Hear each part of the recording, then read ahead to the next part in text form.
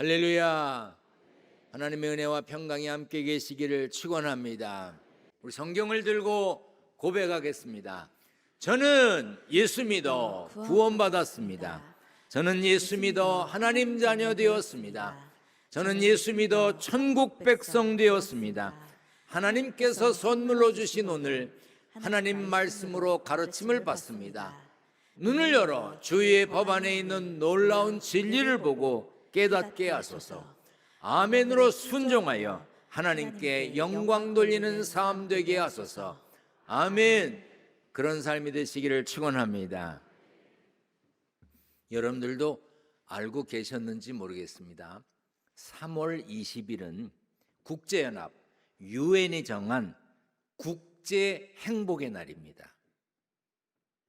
유엔이 정한 국제 행복의 날이니까 3월 20일은 다 행복하셨겠지요. 유엔이 정했다고 해서 행복해지는 것은 아닙니다. 매년 3월이 되면 유엔 산하기관에서 세계 행복 보고서라는 것을 발표합니다. 각 나라의 행복 지수를 발표하지요. 6년 연속으로 1등을 하는 나라가 있습니다. 우리는 행복하다 이러는 사람들이 많은 나라, 핀란드라는 나라입니다. 10위권 안에 들어있는 나라들 대부분은 북유럽 국가였습니다. 한국은 어떤가? 행복지수를 10이라고 했을 때 5.9, 그러니까 100점이 만점이면 한국은 60점도 안 되는 거예요. 조사한 나라가 137개국인데 한국은 행복하냐고 물었을 때 57등이에요. OECD 국가 38개 나라 중에는 35등이었습니다. 요즘 세계 어디를 가봐도 한국만큼 잘 사는 나라를 찾기 쉽지 않습니다. 외국 사람들이 한국에 오면 깜짝깜짝 놀랍니다. 안전하지요, 편리하지요, 초현대식으로 갖춰져 있습니다. 우리나라는 여러분이 인정하든 안 하든 고도 성장을 이룬 잘 사는 나라입니다. 그래서 많은 나라들이 한국의 성장 발전을 부러워하고 모델로 삼으려고 합니다. 그런데 왜 한국 사람들은 행복하다고 생각하지 않고 말하지 않을까? 왜 137개 나라 중에 57등일까? 행복은 단순히 외부 조건을 갖추었다고 느끼는 게 아닙니다. 대부분의 학자들은 경제력이 혹은 돈이 행복의 일정 수준까지는 영향을 끼치지만 그 이상의 수준에서는 거의 영향이 없다고 말합니다. 무엇을 먹을까, 무엇을 마실까, 무엇을 입을까 염려하지 않을 만큼 넉넉해졌다고 행복하냐? 그렇지 않습니다. 만약 그렇다면 돈 많은 사람은 다 행복하게요? 여러분은 행복하십니까? 대답을 안 해요. 여러분은 행복하시냐고요? 누구나 행복한 삶을 꿈꿉니다. 그렇지만 행복하려면 많은 노력을 해야 합니다. 행복한 가정도 마찬가지입니다. 저절로 이루어지지 않습니다. 노력해야 됩니다. 언젠가도 말씀드렸죠? 한 집의 행복은요, 누군가가 참고 누군가가 견디기 때문에, 누군가가 힘들게 살기 때문에 다른 가족들이 행복을 느끼는 거예요. 여러분의 가정에서 누가 참는 것 같습니까? 그분이 참기 때문에, 그분이 수고하기 때문에, 그분이 땀 흘리기 때문에 행복한 거예요. 모든 가족들이 서로에게 죽게 하듯 해야 합니다. 사랑하고 섬겨야 하고 소통하고 행동해야 합니다. 행복한 가정이 되기 위해서는 대화와 소통이 중요하다는데 여러분들은 식구들과 얼마나 대화하십니까? 조사에 따르면 초등학생 학부모 10명 중 6명은 자녀와 대화하는 시간이 거의 없답니다. 요즘은 같은 집에서 밥 먹고 살면서도 잘 얘기를 안 하고 심지어 문자로 밥 먹어라, 자, 다녀오겠습니다, 이러는 가정이 많다는 거예요. 온 가족이 둘러앉아 하루 한 끼 식사하는 것도 쉽지 않은 세상입니다. 식구들끼리 삶을 공유하고 대화를 나눌 때 행복감을 느끼는 것인데 그렇지 못합니다. 그래서 우리는 함께 대화하려고 소통하려고 노력해야 합니다. 그런데 쉽지 않습니다. 여러분, 자녀들과 같이 할 수 있는 일이 뭐 있습니까? 뭐가 있습니까? 어떤 분 그러죠. 우리 애들은요, 어디 가자 그러면 따라 나서요. 그 애들이 얼마나 이를 악물고 따라 나서겠어요. 대부분 집 아이들은요, 중학생만 돼도요, 어디 가자 그러면 다녀오세요 그러고 인사해요. 같이 안 가려고 합니다. 아이들하고 같이 부를 노래 있으세요? 무슨 노래를 같이 하실 수 있으세요? 같이 할 노래가 없습니다. 아이들하고 게임 하실 수 있으세요? 무슨 게임? 우리 손자들이 미국에 가지 않고 여기 있을 때 손자들을 이렇게 보니까 저희들끼리 카드 놀이를 하더라고요. 이렇게 카드를 뭐 펼쳐놓고 뭐 어쩌고 그러면 뭐 뺏어가고 뭐 주고 그래요. 그 나 이렇게 보니까 그 정도는 나도 할 수 있을 것 같아서 어떻게 하는 거냐? 그리고 물어보고 같이 했습니다. 근데 제가 동작 빠르게 했는데 틀렸다는 거예요. 할아버지 틀렸대. 그리고 다시 잘 가르쳐줘라. 또 다시 해서 또 했는데 또 틀렸다는 거예요. 한 서너 번 틀리고 났는데 할아버지 정말 이번엔 잘하라는 거야. 그래서 알았다. 또 틀렸어요. 그랬더니 우리 초등학교 2학년 된 손자가 뭐라 그러는지 아세요? 어이 바보. 그런 거예요. 야, 저는요 좀처럼 바보라는 소리를 들어본 적이 없는 사람이에요. 아니, 손자가 바보래. 내 다시는 안 해, 내가. 응? 같이 할 수 있는 게 없어. 거의 없습니다. 그런데 같이 할 수 있는 게 있습니다. 예수 믿는 가정에서는 부모와 자녀, 식구들이 둘러앉아 함께 기도할 수 있습니다. 여러분, 자녀들에게 기도하자 그러는데 도망가는 놈은 없습니다. 함께 가정 예배 드리면 최고입니다. 가정 예배에 어려운 거 아니에요. 찬송하고 성경 읽고 기도하면 되는 거예요. 찬송 다 부르지 않아도 돼요. 한 절만 불러도 되고요. 복음성가 불러도 되고요. 혹 곡을 잘 모르면 검색해서 음악을 틀어놓고 따라 불러도 됩니다. 아무리 얘기 안 해도요, 용돈이 필요하면 말하게 돼 있어요. 그럴 때 그냥 주지 말고 용돈 주면 손 꽉 잡고 기도하자. 하나님, 붙들어 주세요. 어디를 가서 무엇을 하든지 하나님의 사람으로 살게 해주세요. 이 돈을 복되게 쓰게 해주세요. 그러면요, 혹 이상한 짓을 하려고 마음먹었다도요, 복되게 쓰게 해달라는데 악하게 쓰겠어요? 왜 교회, 천국, 성경의 가르침에 대해서 이야기하지 않고 왜 가르치지 않습니까? 성경 속에 많은 인물들이 가정에서 신앙교육을 받았습니다. 창세기 18장에 이런 말씀이 있습니다. 다 같이 읽습니다. 시작. 내가 아브라함을 선택한 것은 그가 자식들과 자손을 잘 가르쳐서 나에게 순종하게 하고 옳고 바른 일을 하도록 가르치라는 뜻에서 한 것이다. 그의 자손이 아브라함에게 배운 대로 하면 나는 아브라함에게 약속한 대로 다 이루어 주겠다. 하나님의 뜻을 잘 알았던 아브라함은 후손들에게 하나님의 도를 잘 가르쳤습니다. 창세기 22장에 보면 하나님께서 아브라함을 시험하시려고 아브라함에게 100세에 얻은 아들 이삭을 제물로 바치라 그럽니다. 그때 아브라함이 이삭을 데리고 제사를 지내기 위해서 예배 드리기 위해서 떠납니다. 그때 아들 이삭이 아버지 아브라함에게 묻습니다.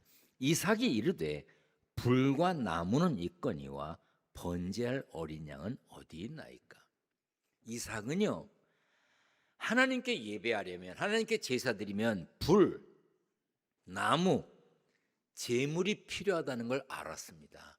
어떻게 알았겠어요? 아버지에게 배웠을 거예요. 아버지가 제사 드리는 것을 보고 알았을 것입니다. 신명기 6장에 보면 하나님은 자녀를 신앙으로 길러야 함을 분명히 말씀하고 있습니다. 다 같이 읽습니다. 시작. 이스라엘아 들으라.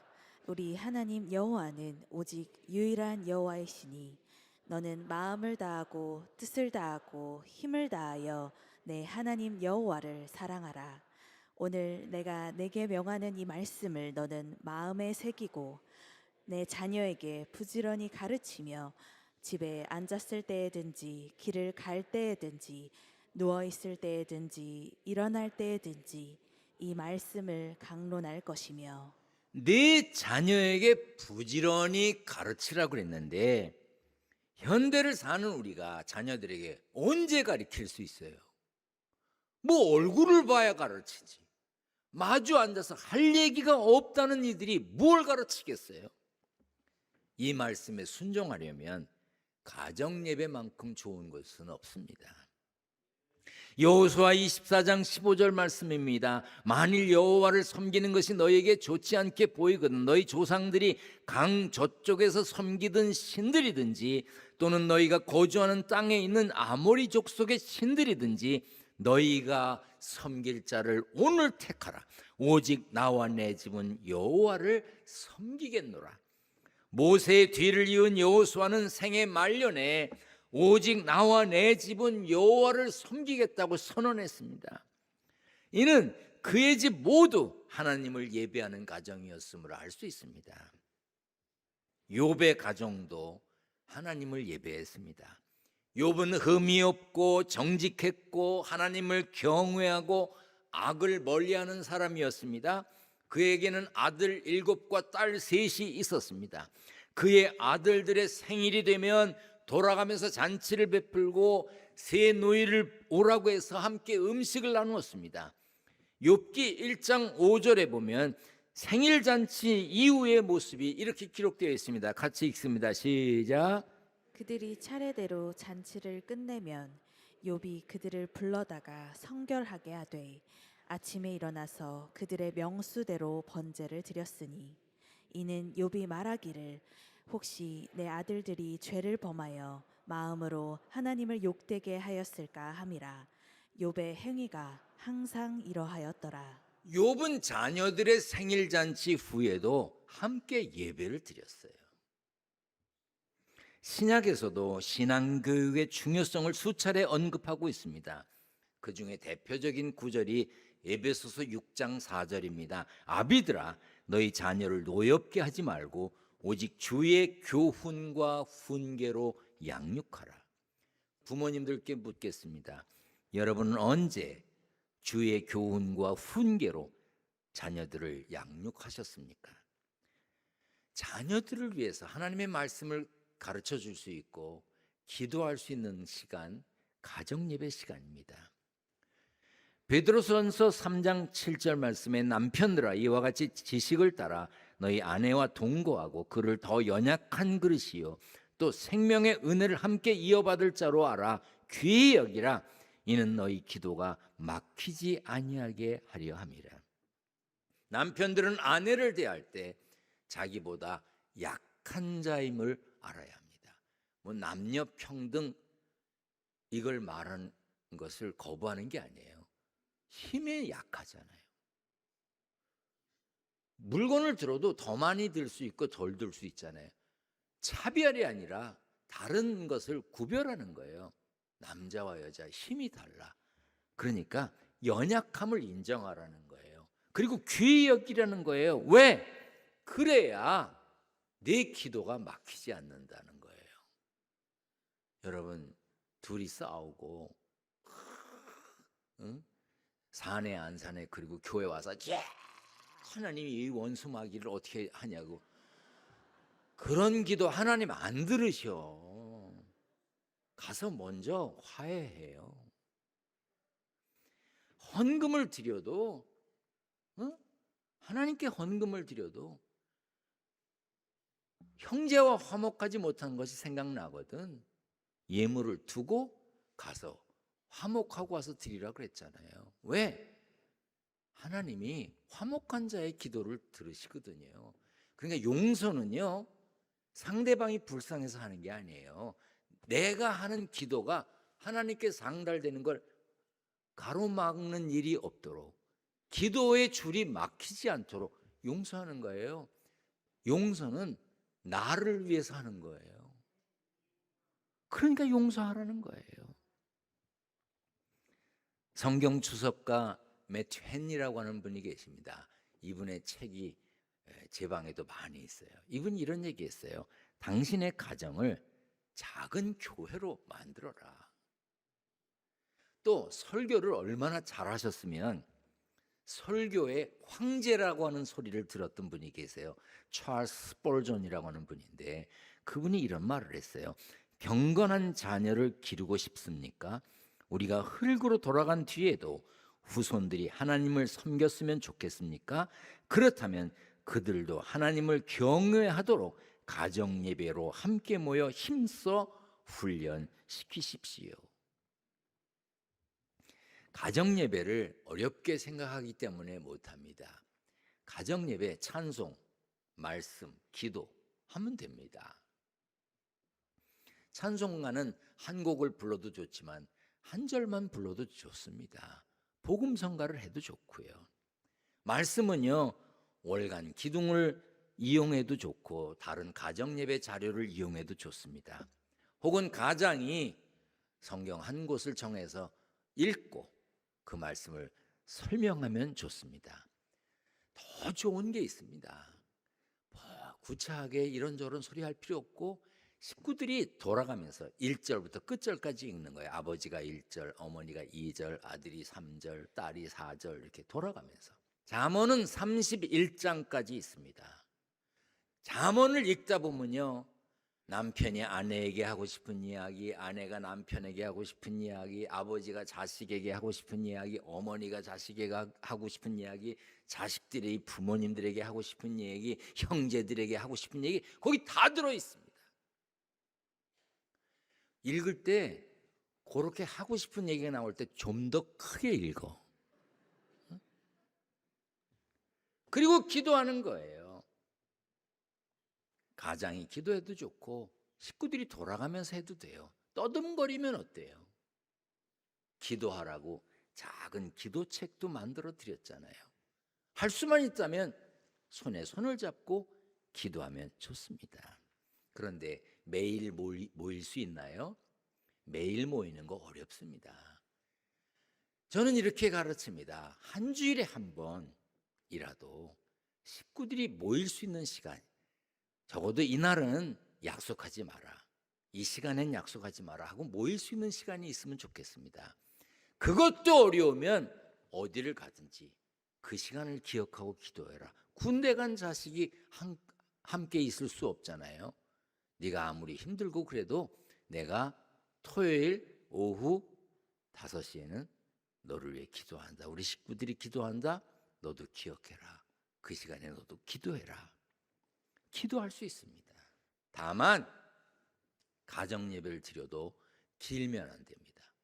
가정 예배 드린다고 아버지가 기도를 10분씩 하고 어머니가 기도를 15분씩 하고 그러면요, 애들이 다시는 안 옵니다. 짧게. 왜? 애들은 빨리 끝내고 가서 게임을 하고 싶거나 노래를 듣고 싶어 하잖아요. 이렇게 가족이 함께 할 수 있는 시간, 그 시간을 정하고 그 시간에 모이거나 그 시간에 기도하는 거예요. 그런데 그때마다 기억하고 할 말이 있습니다.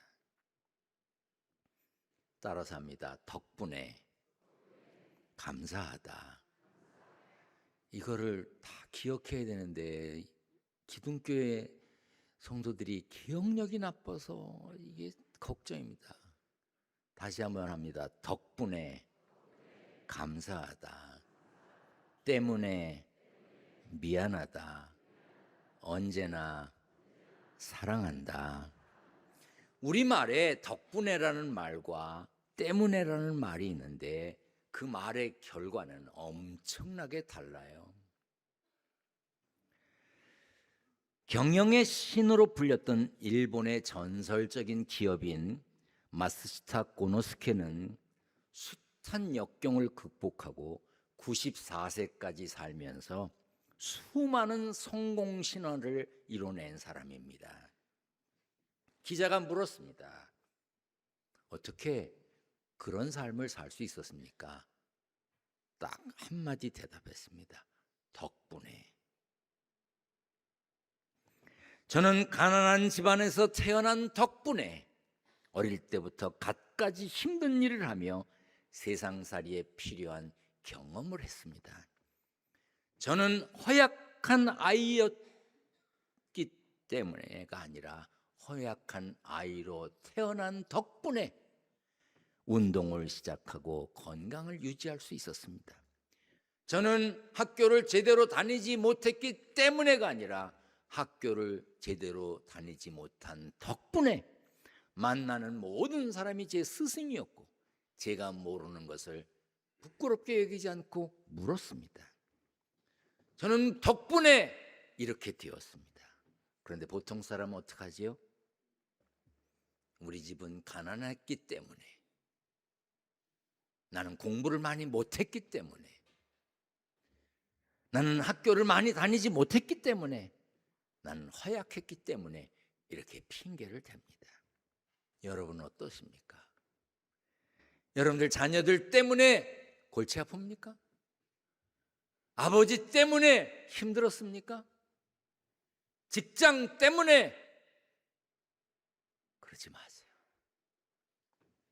덕분에 감사합니다. 하나님 덕분에, 부모님 덕분에, 친구 덕분에, 교회 덕분에 나는 감사합니다. 여러분 오늘 예배 마치고 부모님께나 자식들에게 전화 한 번씩 하세요. 아버지 덕분에 이렇게 살고 있습니다. 감사합니다. 아들아, 네 덕에 내가 행복하구나. 딸아, 네 덕에 내 마음이 이렇게 편안하구나. 그리고 한마디 더 붙여요. 나 때문에 힘들었지? 미안하구나. 남들처럼 해주지 못한 나 때문에 힘들었지? 미안하다. 언제나 사랑한다. 가정에서 이렇게 말하고 기도하고 용서하고 덮어지면 눈물을 흘릴 일이 어디 있겠습니까? 덕분에 감사하다. 덕분에 감사합니다. 저 때문에 마음 아프셨죠? 미안합니다. 저 때문에 힘들었지요? 미안합니다. 나 때문에 힘들었지? 미안하구나. 그렇지만 언제나 사랑한다. 식구들이 다 모여 있어야만 예배 드릴 수 있는 것 아니지요.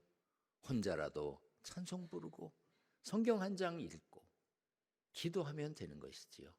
온 세계로 흩어져 있어도 같은 시간에 기도하면 예배가 되는 것 아니겠습니까? 오늘도 하나님이 우리에게 세상 살게 해주셨는데 이것 때문에 안 됐습니다. 저것 때문에 안 됐습니다. 이것 때문에 틀렸습니다. 이러고 살면 실패한 인생일 수밖에 없잖아요. 덕분에 감사합니다. 오늘도 주 안에서 감사를 말하고 행복한 삶의 주인공이 되시기를 축원합니다. 축원합니다.